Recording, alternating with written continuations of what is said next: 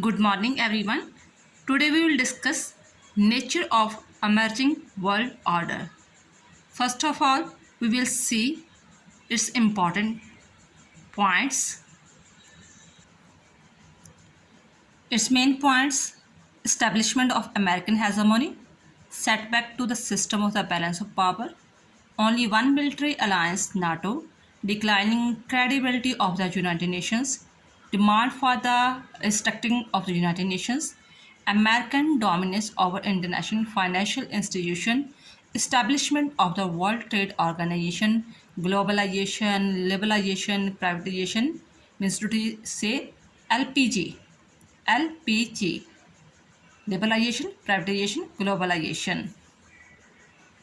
Then after 11 points, dominant role of multinational corporation, global spread of information technology, interdependence of developed and developing countries, growing popularity of economic organization like SAARC, ASEAN, G20, G18, non-alignment movement in search of new role, change in the extreme nature of the communist, growing importance of issue of human rights, issue of the protection of environment, and globalization of terrorism, India and emerging power. If we see carefully, we can see a key points that all points belonging to about our chapters. जितने भी हमारे इस political science में BA6 में chapter है उसी से related ये पॉइंट्स है। हमने टेररिज्म चैप्टर पढ़ा है, एनवायरनमेंट का चैप्टर पढ़ा है, जो इकोनॉमिक ऑर्गेनाइजेशंस है, EU है, उनके बारे में पढ़ा है। वही सारे क्या है, वही तो इमर्जिंग ट्रेंड्स हैं, ठीक है ना। अगर आपने सारे चैप्टर रीड आउट किए हैं, ध्यान से भी देखोगे तो वही चीज़ें सब कुछ आ जाती है। आप उसके अकॉर्डिंग भी आप दो दो चार चार लाइनें लिख सकते हो। आपने सारे चैप्टर कंसेप्ट क्लियर हो चुके हैं आपको, फिर भी आपकी हेल्प के लिए मैं ये चीज़ें समझाने जा रही हूँ। लेट अस सी। हमारा फर्स्ट पॉइंट है इस्टेब्लिशमेंट ऑफ अमेरिकन हेजेमोनी। क्या था कि कोल्ड वार जब ख़त्म हो गया, सोवियत यूनियन जो डिसोल्यूशन हो गया, तो for this reason then after Warsaw pact भी ख़त्म हो गया। तो आपको पता था कोल्ड वार के दौरान सिर्फ दो ही पावर्स थी, एक तो रशियन के पास थी, दूसरी USA के पास। अब जो विरोधी था, उसका जो था ओपोनेंट था, वो ख़त्म हो चुका था, तो कौन रह गया? नेचुरली अमेरिकन ही रह गया था। वो ये नहीं कि अकेला मिलिट्री में बहुत ज़्यादा डोमिनेट था, वो इकोनॉमिकली पावर में भी बहुत ज़्यादा स्ट्रॉन्ग बन चुका था। तो बाकी सारी चीज़ें जो यूनाइटेड नेशन सब कुछ जो उनके सामने हेल्पलेस वगैरह हो चुकी थी। अब मैं बार बार कह रही हूँ, आपने सारे चैप्टर कंसेप्ट क्लियर किए हैं, पॉइंट्स याद करो और अपने अकॉर्डिंग वर्डिंग में लिख सकते हो। नेक्स्ट है, अगर आपको और भी दिमाग में कोई पॉइंट्स आते तो लिख सकते हो। Setback to the system of the balance of power. Balance of power second third chapter पढ़ा आपने। क्या हुआ जब कोल्ड वार के दौरान दो चीज़ें, दो दुनिया दो हिस्सों में बंट गई थी, उसे हम बाइपोलर सिस्टम वगैरह भी कहते थे। उसी दौरान जो बैलेंस ऑफ पावर क्रिएट हुआ था, ठीक है ना, कि हाँ कि कुछ देश जो USA के जो अलायंस में चले गए, कुछ रशिया के में चले गए, तो एक बैलेंस ऑफ पावर क्रिएट हो चुका था। लेकिन जब जो सोवियत संघ है, कम्युनिस्ट ब्लॉक है, वही ख़त्म हो गया 1991 को, तो बैलेंस ऑफ पावर की भी कोई इम्पोर्टेंस नहीं रही। तो उससे भी एक नुकसान पहुंचा, जिसे हम सेटबैक कह देते हैं, ठीक है। नेक्स्ट है only one military alliance, NATO. आपको पता है कि during security and balance of power के दौरान जब कोल्ड वार चल रहा था, तो मिलिट्री अलायंस बन चुके थे। अमेरिका ने नाटो सीटो सेंटो बना दिया था और रशिया ने वार्सा पैक्ट बना दिया था। तो फिर वही बात, जब कम्युनिस्ट ब्लॉक ही जो ख़त्म हो गया, वार्सा पैक्ट ख़त्म हो गया, तो एक मिलिट्री अलायंस बचा जो नाटो था। तो नाटो अभी भी कायम है। Decline the credibility of United Nations. जो यूनाइटेड नेशन इसलिए आया था कि कोई भी देश डोमिनेट ना बन सके, ठीक है ना, कि मैक्सिमम जो देश थे, मान लो कि 180 तक देश थे, वो यूनाइटेड नेशन के मेंबर बने थे। तो उसमें ये कहा गया था कि वे जो भी हर देश हो वो यूनाइटेड नेशन का कहना मानेगा। लेकिन क्या हुआ, जब भी यूएसए ने अफ़गानिस्तान, इराक़ में कहीं भी हमला किया तो यूनाइटेड नेशन जो है एक स्पेक्टेटर की तरह, उसे जस्ट एक हेल्पलेस स्पेक्टेटर की तरह देखता रहा। तो वो अपना जो इम्पोर्टेंट पार्ट था वो परफॉर्म नहीं कर पाया।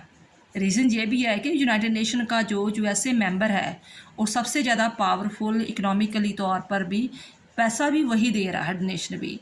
तो वो इसलिए यूनाइटेड नेशन जो है बाकी देश उसके सामने घुटने टेक देते थे, कुछ भी ना कर पाया। तो इसके कारण यूनाइटेड नेशन की जो एक इमेज थी वो भी डाउन होती गई। नेक्स्ट है demand for the restructuring of the United Nation. इस चीज़ को देख कर के वो कभी इराक़ में हमला कर देता है यूएसए, कभी अफ़गानिस्तान में, कभी ईरान में। तो बाकी देशों ने मांग की कि जब यूनाइटेड नेशन बना था 1945 में, तब जस्ट ओनली 51 देश थे, ठीक है ना। अब तो काफ़ी इसके देश में शामिल हो चुके हैं, 190 के करीब जो हो चुके हैं। तो अब वही 5 जो पावर है, जो सिक्योरिटी पावर है, जैसे सिक्योरिटी काउंसिल के 5 मेंबर परमानेंट है, आपको पता है वीटो पावर वाले हैं, वही नहीं होने चाहिए। अब जो काफ़ी देश नए आज़ाद हो चुके हैं, साउथ एशिया के आज़ाद हो चुके हैं, साउथ अमेरिका के आज़ाद हो चुके हैं, उनको भी जो सिक्योरिटी काउंसिल का मेंबर बनाना चाहिए, यानी कि इट मीन्स उनको वीटो पावर देनी चाहिए। इंडिया, जापान, जर्मनी, ब्राज़ील ये चीज़ें मांग कर रहे हैं कि हमें भी सिक्योरिटी काउंसिल का जो है मेंबर बनाया जाए, हमें भी परमानेंट मेंबर बनाकर वीटो पावर दी जाए। नेक्स्ट है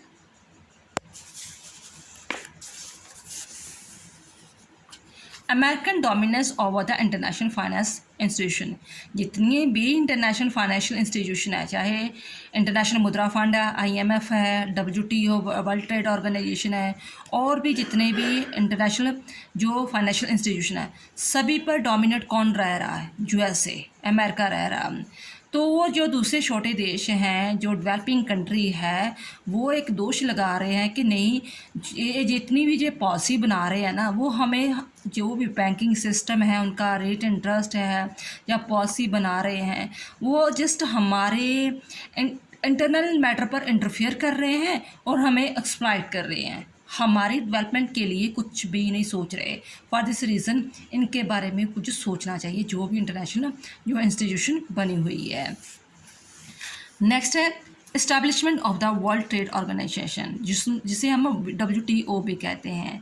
पहले गैट बना था, जैसे मतलब वो जितने भी इंटरनेशनल व्यापार होते हैं ना, तो उसका एक ऑर्गेनाइजेशन बना था कि अगर एक देश दूसरे देश के साथ जो कोई व्यापार करता है तो उनको कौन सी जो रूल रेगुलेशन फॉलो करने पड़ेंगे।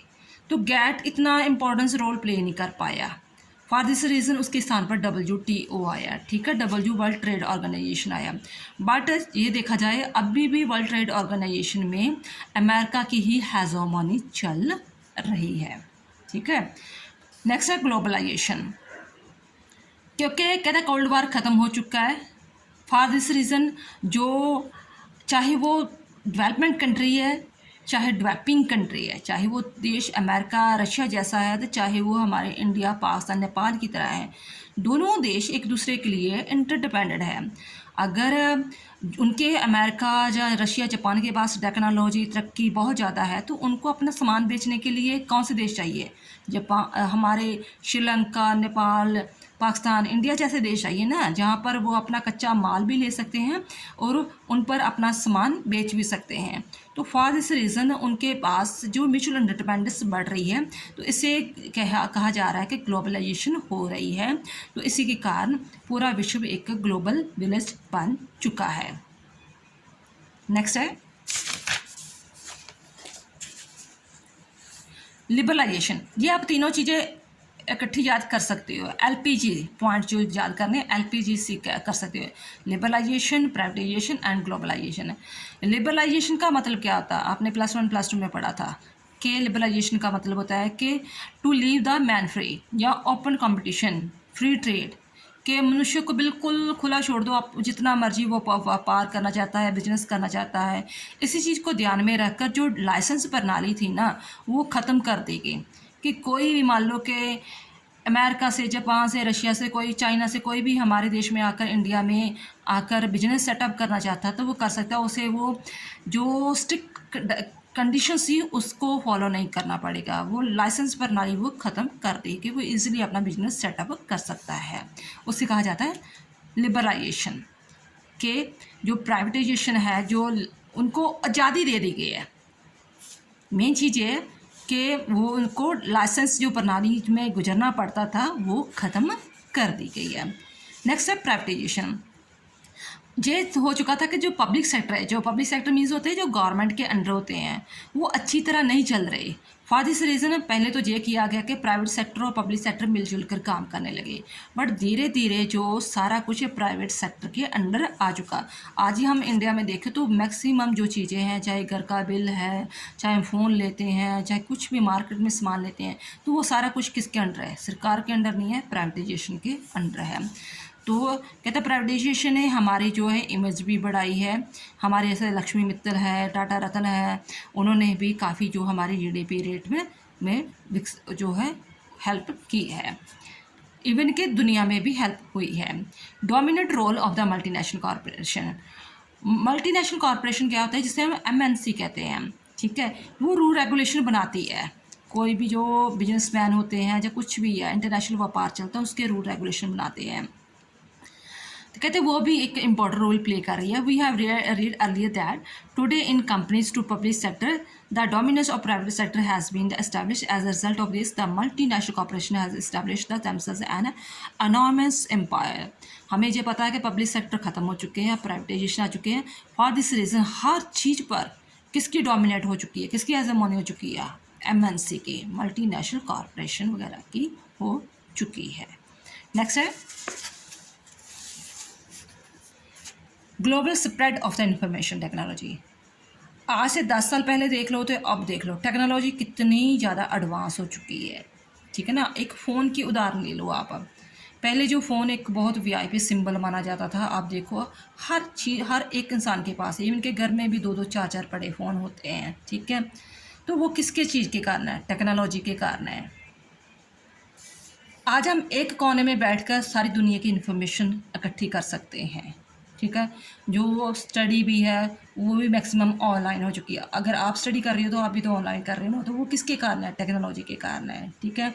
तो कहता है the importance of technology has a special importance in the present day international order as its play special role in the bringing the closer in the different country of the world. Information technology has a close relation. Information technology के कारण सभी देश एक दूसरे के देश के नज़दीक आ चुके हैं। The fact is that the information technology है the change the definition of जो ट्रेड है, इंडस्ट्री। आप देखो ऑनलाइन शॉपिंग करते हैं, चाहे मंत्रा है, फ्लिपकार्ट है, चाहे कुछ भी है, ठीक है ना। तो वो सारा कुछ क्या है? ऑनलाइन सब कुछ हो चुका है। Industry, administration, diplomacy, international relation, सब कुछ क्या टेक्नोलॉजी के अकॉर्डिंग हो रहा है। नेक्स्ट है interdependence of the developing and developing countries. ये चीज़ मैंने पहले ही बताई थी कि डेवलप्ड कंट्री चाहे यूएस से, रशिया, जापान जैसे देश है, या डेवलपिंग कंट्री जैसे इंडिया, पाकिस्तान, नेपाल, श्रीलंका जैसे देश हैं, दोनों एक दूसरे पर इंटरडिपेंडेंट हो रहे हैं। क्योंकि जो डेवलप्ड कंट्री है, रशिया, अमेरिका जैसे, उनको रॉ मटेरियल के लिए और चीप लेबर के लिए डेवलपिंग कंट्री चाहिए, इंडिया जैसी कंट्री चाहिए। तो वहाँ पर अपना सामान बेचने के लिए, चीप लेबर के लिए, रॉ मटेरियल के लिए चाहिए। तो हमें भी ये चीज़ें चाहिए कि हाँ, कि हम हर दुनिया की हर चीज़ को सस्ती चीज़ों में, सस्ते रेट में ले सकें, ठीक है। तो फॉर दिस रीज़न दोनों को इसका बेनिफिशियल हो रहा है। Growing popularity of economic organisation. जो इकोनॉमिक ऑर्गेनाइजेशन है वो भी बहुत ज़्यादा बढ़ रही है। जैसे गैट है, गैट के स्थान पर WTO आ चुका है, एफ्टा आ चुका है, नाफ्टा आ चुका है, साफ्टा है, G8 है, G15 है, G20 जी, इसके बारे में मैंने वीडियो बनाई हुई है। ये जो है ये क्या है, सारे इकोनॉमिकली ऑर्गेनाइजेशन आ चुकी है। नेक्स्ट है non alignment movement in the search of new role. पहले तो नॉन अलाइनमेंट मूवमेंट इसलिए बना था कि वो किसी भी ग्रुप में शामिल नहीं होना चाहता था, ना तो व्हाट्सएप एक्ट में, ना ही नाटो सीटो वालों में। लेकिन अब तो वो चीज़ें ख़त्म हो चुकी है। तो अब ये अपना न्यू रोल को ढूंढने की कोशिश कर रहा है। कई तो कहते हैं कि चलो नॉन अलाइनमेंट की आपकी कोई इंपॉर्टेंस नहीं रहेगी, जो क्रिटिसाइज़ करते हैं इसको ख़त्म कर देना चाहिए। लेकिन हम ये चीज़ मानते हैं कि नहीं, अभी भी इसकी इम्पॉर्टेंस है। अगर हम देखें Libya, Syria, Afghanistan, Iraq, gulf में जब भी कभी कोई प्रॉब्लम आई थी तो जो नॉन अलाइनमेंट के मूवमेंट के कंट्रीज़ मेंबर्स हैं उन्होंने इसमें इम्पॉर्टेंस रोल प्ले किया था। फॉर दिस रीज़न इसकी रेलिवेंस अभी भी है। दोनों चीज़ें आपने बोलनी है, ठीक है। इसमें change the extreme the nature of the communist है। पहले ये था कि जो चाइना, रशिया, पोलैंड, हंगरी, ये सारे देश क्या थे, कम्युनिस्ट पार्टी बन चुके थे, ठीक है। तो वो बिल्कुल भी जो लिबरलिज्म जी जो है कैपिटलिस्ट की जो आइडियोलॉजी उसको बिल्कुल एक्सेप्ट नहीं करते। बट आज उनके बीच में भी ये चेंज आ चुका है। ये सारे देश अब जो है लिबरलिज्म की तरफ बढ़ रहे हैं, कैपिटलिस्ट की तरफ बढ़ रहे हैं। तो इवन के जो चाइना है, एक ही देश रह गया था चाइना या रशिया, वो भी अपने आप को सोशलिस्ट मार्केट इकोनॉमिक कह रहा है कि इट मीन्स वो कैपिटलिस्ट इकोनॉमिक बन चुका है, यानी कि कम्युनिस्ट जो ब्लॉक है वो मैक्सिमम ख़त्म हो रहा है। नेक्स्ट है growing importance of the issue of human rights. हाँ, ह्यूमन राइट्स की इम्पोर्टेंस भी बहुत ज़्यादा बढ़ रही है। क्यों? पहले ये देखा जाता था कि विश्व युद्ध के पहले ये फासिज्म, नाजिज्म, कम्युनिस्ट ने, इन तीनों विचारधाराओं ने, आइडियोलॉजी ने ह्यूमन राइट्स को बहुत ज़्यादा एक्सप्लॉइट किया था। तो फॉर दिस रीज़न जो 10 दिसंबर 1948 को ये डिसाइड किया गया था पूरी यूनिवर्सल डिक्लेरेशन में कि कहीं भी किसी भी देश में कभी भी कहीं भी ह्यूमन राइट्स का जो अगर अवहेलना होती है तो वो यूएनओ में उसकी पटिशन डाल सकता है, तो वो उसके बारे में एक्शन लिया जाएगा। तो इस for this reason Nelson Mandela हो गया, कई और जो लीडर थे वो इसके लिए फेवर के लिए आए। तो ह्यूमन राइट्स के लिए, उसकी देखभाल के लिए, यानी कि कोई भी किसी भी देश में कोई भी प्रॉब्लम आ रही है किसी भी इंसान को, उसकी देश की सरकार कुछ सुनवाई नहीं कर रही, तो एमनेस्टी ऑफ इंटरनेशनल में भी वो अपनी जो पटिशन डाल सकता है। तो उसका ग्रोथ डे बाय डे बढ़ रही है, अवेयरनेस क्रिएट कर रहे हैं कि ह्यूमन राइट्स ज़रूरी है। नेक्स्ट है बेटा issue of the protection of the environment. ये बहुत आपका जो एक हॉट इशू है, ठीक है ना, बर्निंग इशू कह लो, हॉट इशू कह लो, कि आज जो है इन्वायरमेंट की प्रॉब्लम्स डे बाय डे बढ़ रही है। इन्वायरमेंट पोल्यूटेड हो रहा है, इसके जो बहुत ज़्यादा कंसिक्वेंस जो है, डेंजरस कंसिक्वेंस जो रिजल्ट्स वगैरह निकल रहे हैं। For this reason day by day, time to time conference चल रही है। 1972 में, 82 में, 85 में, 87 में चली थी। अगर आपने EVS में पढ़ा होगा तो इसमें बारे में आपने डिटेल में पढ़ा है कि इन्वायरमेंट क्या क्या प्रॉब्लम्स हो रही है। तो उन्होंने डिसाइड किया था कि हम 2015 तक जो था हम 2 डिग्री तक टेम्परेचर जो था कम करने की कोशिश करेंगे, क्योंकि ग्लोबल वार्मिंग बढ़ रही थी ना। तो उन्होंने डिसाइड किया था कि हम इतने पेड़ पौधे लगाएंगे और नेचुरल इन्वायरमेंट को यूज़ करेंगे कि जो हमारा दुनिया का ग्लोबल वार्मिंग है वो कम से कम 2 डिग्री नीचे आ जाएँ। ये आपने बात डिस्कस वगैरह करनी है। इसके अलावा 2022 को भी एक सम्मेलन वगैरह बुलाया गया जिसे हम COP27 के नाम पर भी जानते हैं। नेक्स्ट है ग्लोबलाइजेशन ऑफ टेररिज्म। आपको पता है कि ये भी एक बहुत बड़ी प्रॉब्लम है। तो इस प्रॉब्लम के कारण ही जो दुनिया का सबसे बड़ा देश है हेजेमोनी, अमेरिका भी इस चीज़ के पास से बच नहीं सका।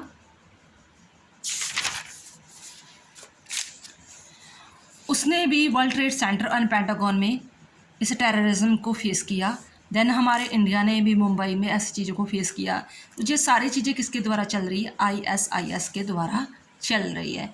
तो जो वर्ल्ड लेवल में ये जब भी जो उनका सम्मेलन होता है, इकट्ठे होते हैं देश के लोग वगैरह एक कॉमनवेल्थ में या किसी में, तो टेररिज्म मुद्दे को ज़रूर डिस्कस वगैरह किया जाता है कि ये एक देश की प्रॉब्लम नहीं, पूरी दुनिया की प्रॉब्लम से ख़त्म किया चाहिए। नेक्स्ट है effort towards the unification of Europe. आपने ईयू का चैप्टर पढ़ा है। तो जो यूरोप देश हैं वो भी कोशिश करें हम यूनिफिकेशन हो जाए। हमारा जो वर्ल्ड सेकेंड वार के दौरान जो हमारा नुकसान हुआ था उसकी हम दोबारा से भरपाई करें। हमारी करेंसी एक हो जाए, हमारा पासपोर्ट एक हो जाए, ठीक है। हमारे जो नेटिव है, सिटीज़न है, वो एक स्थान पर दूसरे देश में आराम से जा सके। फर्स्ट रीज़न उन्होंने अपनी करेंसी भी एक चलाई हुई है। तो और फ्यूचर में कोशिश कर रहे हैं कि जितने भी EU के अंडर देश है ना, 10, 15, 20, 27 और 27 देश हैं, उनकी सरकार भी एक ही बन जाए, एक ही कॉन्स्टिट्यूशन हो जाए। ये यूनिफिकेशन की कोशिश हो रही है। नेक्स्ट है इंडिया इमर्जिंग पावर। हाँ जी, ये बहुत इंपॉर्टेंट पॉइंट्स है अगर आप इंडियन हो, ठीक है ना। तो कहते हैं कि इंडिया आजकल industry, science, agriculture, information technology हर चीज़ पर जो है वो तरक्की कर रहा है। तो फॉर दिस रीज़न ये एमर्जिंग पावर बन रहा है। तो इवन के जब बैरक ओबामा इंडिया में आया था, उसने कहा कि ये एमर्जिंग ग्लोबल पावर नहीं बन रहा, ये ग्लोबल पावर बन चुका है। तो आने वाले समय में अगर इसे वीटो पावर मिल जाते हैं तो ये भी एक सचमुच में डेवलप्ड कंट्री में कहीं इसका नाम आ जाएगा। आई होप इतने पॉइंट्स आपके लिए काफ़ी है। अगर कोई भी पॉइंट में फिर भी कोई प्रॉब्लम आए तो आप बोल सकते हो। थैंक्स बेटा।